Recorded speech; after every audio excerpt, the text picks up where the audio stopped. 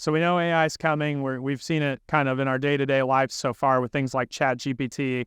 On the manufacturing side, we've actually seen some technologies already come within the last few years that use that same type of concept, like the deep learning software that we see from Cognex in their VIDI platform. So what that can do is where we normally use standard vision tools to inspect a part for quality and use like pattern matching and stuff.